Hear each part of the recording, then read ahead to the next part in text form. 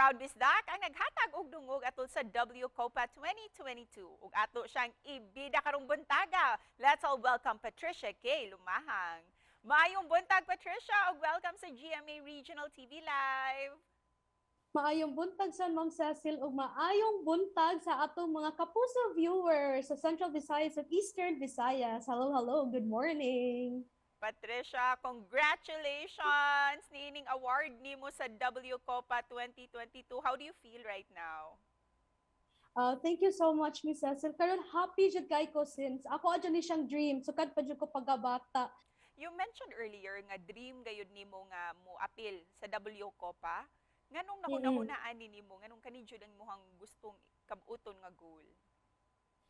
Kay ang WCOPA magud is kanang international magud siya nga competition. Like one day nga mo perform sa pud ko sa stage sa America para mo showcase ako ang talent and ako jud siya na-achieve jud siya. How many years ako nga sige damgo og natinuod jud siya. Wow, pagkanindot nga natuman gayud nimo ang imuhang goals. Busa, gusto sa damo masayran unsa tong mga gi-undergo nimo na mga process and challenges to be a part of Team Philippines sa WCOPA? First is ang auditions. Ang sa auditions pa lang grabe sila ka kanang hasaon jud ka ba mangoan jud sila nga dapat ang ilang ipadalang representative kanang the best among the best jud sa tanan. Para kanimo gayud kining imuhang nakab-ot nga bronze medal. Busa hisgutan ta kining imuhang kadaugan bronze medalist Patricia. May we know unsa nga mga category imuhang giapilan ug kumusta ang imuhang kasinatian during the competition na gayud dito sa States?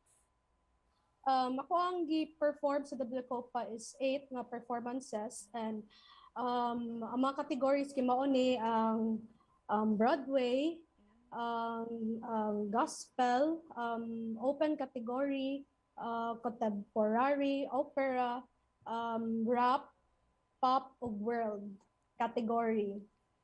Wow, ubay-ubay gayud ang imuhang gisalmutan nga mga categories. Busa, we won't miss this opportunity nga mapaminaw ang imuhang maanindot nga tingog. Busa, pwede ba may mga ihog sample nimo Patricia? And you, and you, and you're gonna love me.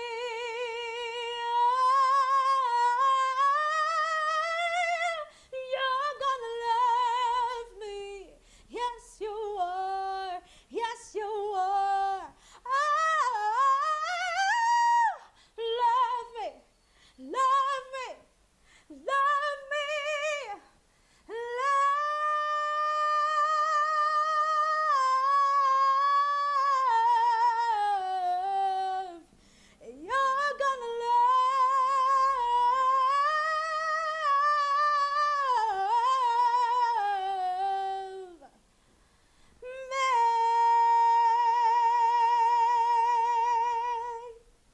Patricia, beautiful voice and a beautiful Thank song. you. We love you so much.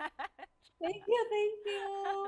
And of course, Patricia, during the competition, para kanimo, which country do you think was really the toughest competitor para kanimo? Para nako ang kuan rasad except sa Philippines kimaayo man jud ako mga kauban no.